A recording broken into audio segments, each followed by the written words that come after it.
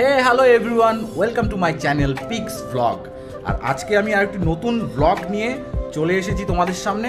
এবং আজকের ব্লগটি হচ্ছে আমাদের আসাম রাজ্যের মানস ন্যাশনাল পার্ক। ইয়েস, সেখানে আমরা আজকে কলকাতার থেকে স্টার্ট দেবো। এবং আমার আজকের সঙ্গী হবে গুড্ডু, যে আমার সাথে পেলিংয়ে গেছিল, আমার বন্ধু, এবং আমার দাদা এবং আমার আরেক ভাই। তো আমরা চারজন মিলে এখান থেকে ট্রিপ প্ল্যান করেছি। সো পুরো রাস্তাটা তোমাদের সাথে যেতে যেতে কি হচ্ছে না হচ্ছে খুঁটিনাটি এবং প্রচুর ইনফরমেশন, প্রত্যেকটা জিনিস তোমাদের সাথে শেয়ার করব। ব্লগটা শেষ পর্যন্ত দেখতে থাকো আর পিক্স ব্লগকে সাবস্ক্রাইব করে নাও।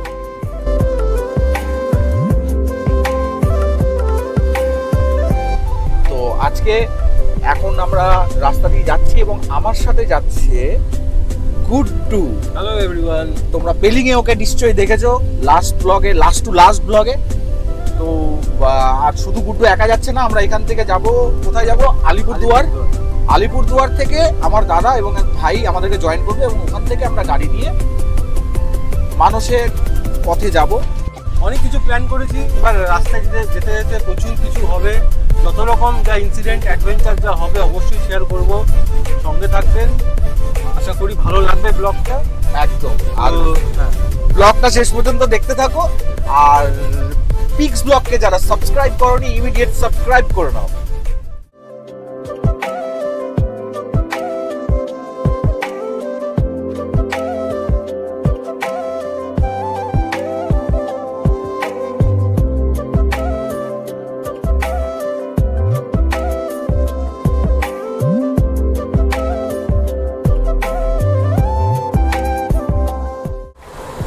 ফাইনালি আমরা শিয়ালদা স্টেশনে, আর এখান থেকে আমাদের জার্নিটা স্টার্ট হোক নাকি? জয় মানুষ বলে। জয় মানুষ, জয় মানুষ। প্রচণ্ড গরম আজকে, ভীষণ 39 না 40 ডিগ্রি এখানে চলছে রোদ। তবু আমরা যে কোনো যাই অবস্টাকেল আসবে ইচ্ছে সেটা পেরিয়েই আমরা আমাদের গন্তব্যস্থলে পৌঁছাবো। প্রচুর অ্যাডভেঞ্চার হবে, আপনারা থাকুন, আপনারা দেখুন, আশা করি আপনাদের ভালো লাগবে। একদম।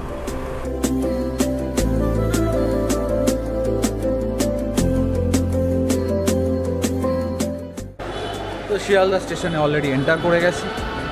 প্রচুর জ্যাম আর ভীষণভাবে গরম। এই গরমটাকে উপেক্ষা করে আমাদেরকে একটু পরে আমরা এসিতে বোর করব। চলো যাওয়া যাক।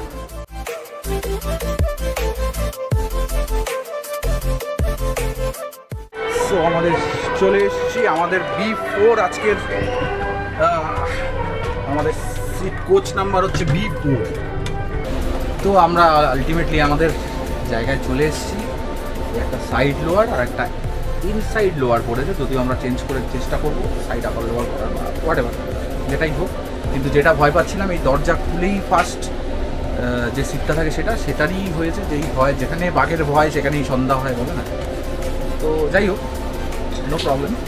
তুমি তো কি খোঁজাখুঁজি করছিস ভাই? আমি চেনটা খুঁজছি। তালা মারবি তুই? তালা মারবো, কারণ ল্যাপটপ আছে, অফিসে সব কিছু আছে। তো বেসিক্যালি দরজার সামনে পেয়েছি আমরা সিটটা। So it's always prevention is better then cure. Exactly. তো আমাদের ট্রেন ছেড়ে দিয়েছে, আমরা এখন আসামের পথে। দেখা হচ্ছে আলিপুরদুয়ারে।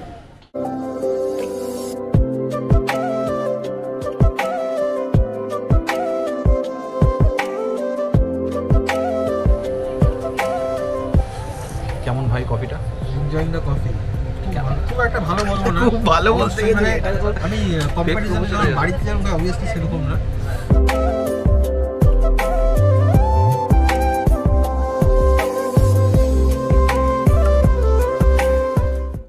তো আমাদের পিৎজা অর্ডার করেছিলাম ফুড অন ট্র্যাক অ্যাপে, সেটা অলরেডি চলে এসেছে, জাস্ট দিয়ে গেল।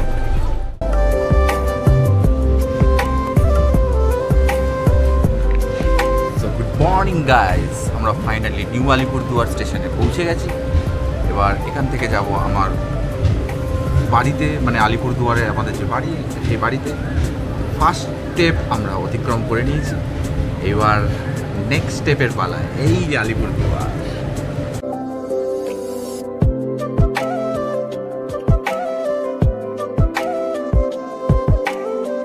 নিজের বাড়ির জায়গাটা দেখলে কিন্তু খুব ভালো লাগে, মানে অনেক দিন পর পর আসা হয় নিজের ঘরে। তো স্টেশনটা দেখলে খুবই চেনা এবং একটা অদ্ভুত এক্সাইটমেন্ট কাজ করে। যারা বাইরে থাকো তারা ডেফিনেটলি জানতে পারবে এই ব্যাপারটা। সো আমার হাসিটা দেখে বুঝতে পারছো কতটা আনন্দ ব্যাপার আছে। সো ঠিক আছে, সঙ্গে থাকো, নেক্সট আমরা দেখাচ্ছি। আজকেই আমরা বাকি ট্রিপটা করবো মানুষ পর্যন্ত যাবার, চলতে চলতে দেখাচ্ছি। তো ট্রেন থেমে গেছে, B with us. So finally আমরা স্টেশনে। গুড্ডু নস্টালজিক হয়ে পড়ছে। অ্যাকচুয়ালি গুড্ডু আর আমি একসাথেই আমরা কলেজ লাইফে পড়াশোনা করেছি। তো ও তারপরে কলকাতা শিফট করে যায়, ফ্যামিলি শিফট করে যায় পড়াশোনা চাকরির ক্ষেত্রে। আজকে গুড্ডুর এক্সপিরিয়েন্স আপাতত সবাই ওখানে নিউ আলিপুরদুয়ারে বহুদিন বাদে আসে। একই রকম কোনো চেঞ্জ তো দেখতে পাচ্ছি না, একই রকম আছে, নস্টালজিক লাগছে। তাও কত বছর? প্রায় অলমোস্ট 6 ইয়ার্স। না, মোর দ্যান 6 ইয়ার্স, অলমোস্ট 10 বছর হয়ে গেল। মানে আমি জংশনে বেসিক্যালি আসতাম আগে, নিউ আলিপুরদুয়ার আসছি প্রায় 10 বছর হয়ে গেল। তো ভালো লাগছে, নতুন আবার একটা অনুভূতি, একটা পুরনো অনুভূতি। ঠিক, গুড্ডুর ভীষণই ও মানে নস্টালজিক অ্যাকচুয়ালি। ও বলছিল যেটা সে ছোটোবেলায় আমরা সেই বাংলা সাইকেল নিয়ে আমরা পড়াশোনা করতে যেতাম ক্লাস একা না, বাংলা সাইকেলে 3 জনকে বসিয়ে নিয়ে যেতাম। তো সেই জায়গাগুলো থেকে আজকে এখানে এই ব্লগের দরুন আমাদের আবার ট্রিপ করা হচ্ছে, মানে পড়ার ব্যাচ টু বিভিন্ন জায়গা। তো যাই হোক, আলিপুরদুয়ার চলে এসেছি। এবার সঙ্গে থাকো, ব্লগটা শেষ পর্যন্ত দেখতে থাকো, দেখা হচ্ছে আবার।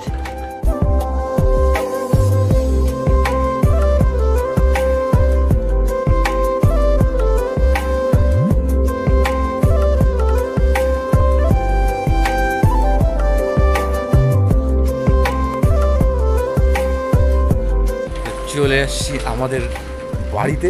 এটা হচ্ছে আমাদের বাড়ি। বেল বাজানো হয়েছে অনেক সকাল সকাল, আর্লি মর্নিং। আমরা বিফোর টাইমে ঢুকে গেছি গাড়িতে, রাইট? এখন বাজে, এখনও 6টা বাজেনি, 6টা বাজতে 10 মিনিট 15 মিনিট বাকি। অনেক বেল টিভি দিয়েছে, সবাই এখন চলে আসবে একদম। একটু গুড মর্নিং, গুড মর্নিং।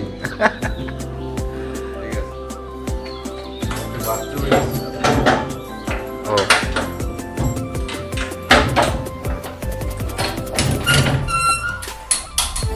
চলে এসেছি তাহলে বাড়িতে।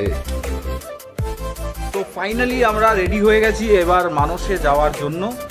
গাড়ি বের করবে এবং সবাই অলমোস্ট প্রিপেয়ার হয়ে গেছে। ভাই চলে এসছে, দাদাও এখানে আছে, গুড্ডু আর আমিও রেডি হয়ে ফ্রেশ হয়ে গেছি। সো গাড়িটা বের করবো এবং মানসের জন্য রওনা দেব। এইটা হচ্ছে আমার গুড়ি। গুড়ি, এটা হাসি দাও, এটা হাসি দাও। ওকে নিয়ে যাচ্ছি না দেখে ওর খুব মন খারাপ, তাই না? এ হাসি দিয়েছে। যাই তাহলে, টাটা দিয়ে দিচ্ছি।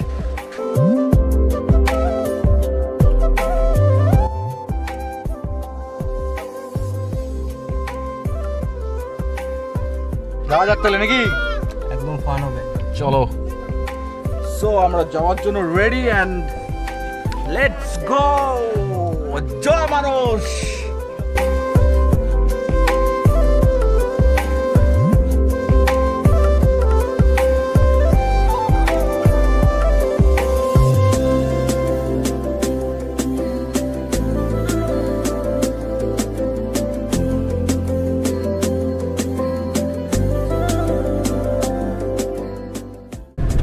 আমরা এখন হাই রোড ধরে সবার প্রথম আমরা হল্ট দেবো বঙ্গাইগাঁও।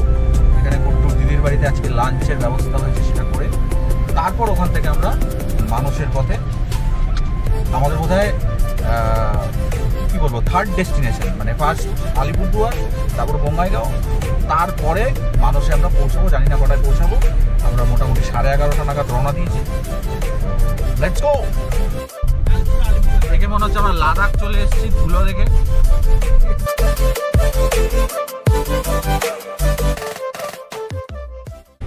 এটা হচ্ছে 12বিশা চৌপতি।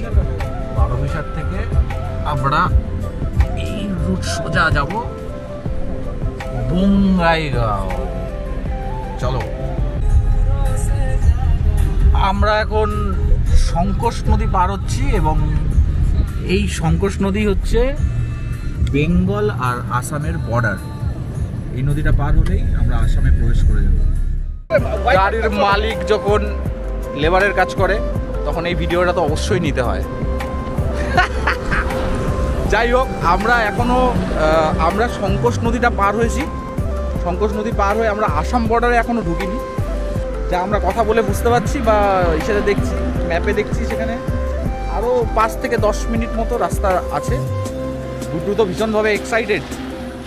এক্সাইটেড, সবাই এক্সাইটেড। আমরা যাচ্ছি আর 10-15 মিনিট হতো আসাম গেট পাবো। হ্যাঁ, তো দেখি মানে আমরা এতটাই এক্সাইটেড যে মানে এত ঠাড়া পোড়া রোদের মধ্যেও আমরা একটা বসার জায়গা দেখে এখানে দাঁড়িয়ে গেছি। রোদের মধ্যে দাঁড়িয়ে কথাবার্তা বলছি।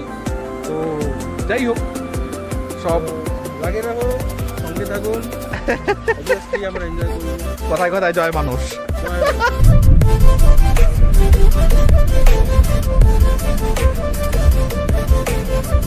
এটা আমাদের ফার্স্ট টোল ফর আসাম। একটা প্রথম টোল গেট আমরা ক্রস করলাম।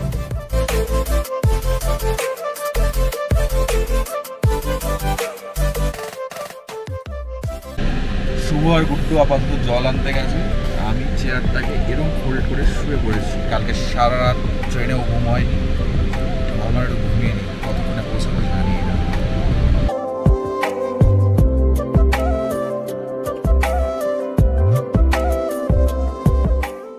ভাই কততে গাড়ি চালাচ্ছিস ভাই? 120।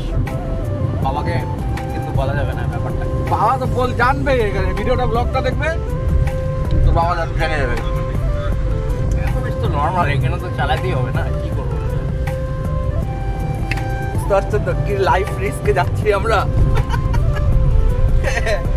তো যাই হোক, বাবাকে বললে বেল দিয়ে পেটাবে ওকে, যার জন্য ব্লগটা দেখলেই জানতে পারবে, আদারওয়াইজ জানতে পারবে না। তার জন্য আর কি ব্যাপার।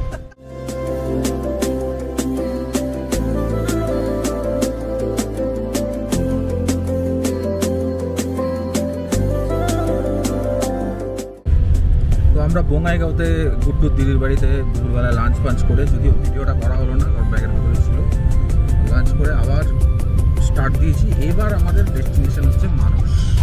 ফাইনালি এবার আমার মানসের পথে। এখান থেকে কত 73 কিলোমিটার না? এখন 73 কিলোমিটার আমাদের যেতে হবে।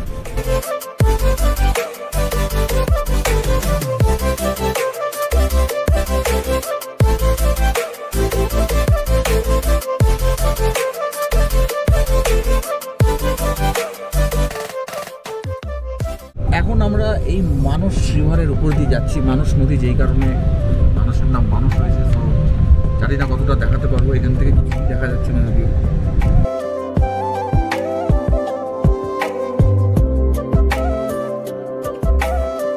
সো ফাইনালি আমরা মানস পৌঁছে গেছি। আমরা আগে আমাদের হোমস্টেতে না গিয়ে, যেহেতু সানসেট হয়ে গেছে, ইচ্ছে ছিল আজকে নৌকাতে ভ্রমণ করার, বাট জানি না এখানে একটা নৌকার সিন আছে। তো বেকি নদীর ধারে এখানে আপাতত চলে এসেছি ডিরেক্টলি। অ্যান্ড তারপরে আমরা গিয়ে হোমস্টেতে যাব। দেখা যাক যদি সম্ভব হয়। এখন অলরেডি বাজে হচ্ছে 5:45। অ্যান্ড আমরা যদি সম্ভব হয় নৌকাতে কিছুটা যদি ঘোরা যায় আশেপাশে, হোপফুলি হবে না। Welcome to Manas national park.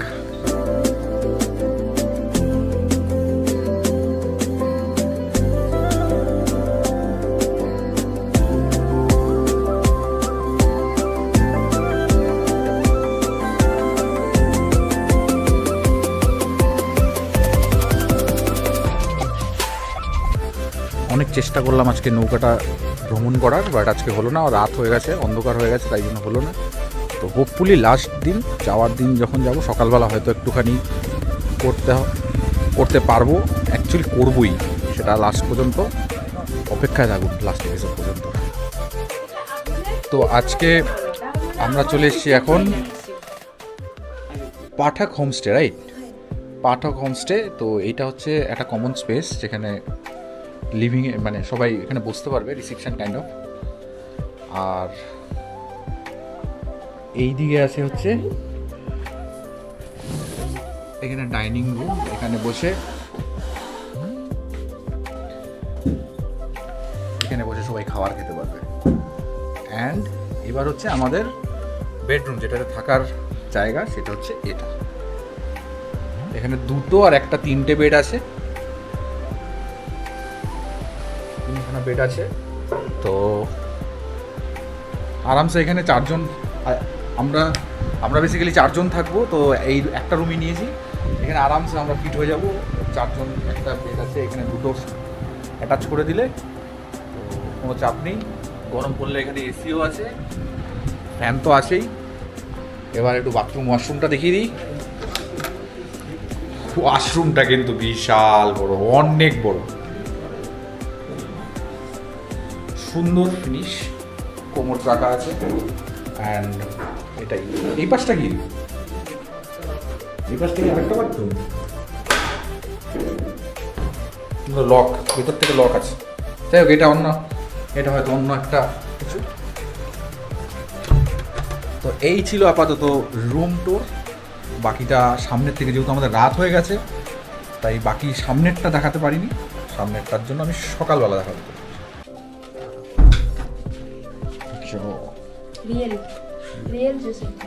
আসার সাথে সাথে আমাদের কিন্তু ওয়েলকাম ড্রিঙ্কস পেয়ে গেছি, যদিও অনেক রাত হয়ে গেছে, এখন 6টা, প্রায় 7টা বাজে। তো ঠিক আছে, নো প্রবলেম। তো আমরা রাতে ডিনারের জন্য দেশি চিকেন উইথ রুটি রান্না করতে বলা হয়ে গেছে। অ্যান্ড বেশি স্পাইসি করতে না বলেছি, কারণ খুব টায়ার্ড আছি। কালকের থেকে সেই ট্রাভেল করে যাচ্ছি কলকাতার থেকে আলিপুর, আলিপুর থেকে বঙ্গাইগাঁও, বঙ্গাইগাঁও থেকে মানুষ। তো একটু পরে ওরা সার্ভ করবে এবং খেয়ে ঘুমিয়ে পড়বো। কালকে আমাদের সাফারি, জঙ্গল সাফারি আছে। তো সবাইকে আজকের মতো গুড নাইট। নেক্সট এপিসোডটার জন্য অপেক্ষা করো, মানে ডে 2 বা ডে 3 হোয়াট এভার, সেটার জন্য তোমরা ওয়েট করো। অ্যান্ড আজকের মতো টাটা, টেক কেয়ার। ভাগো ভাগো চলো।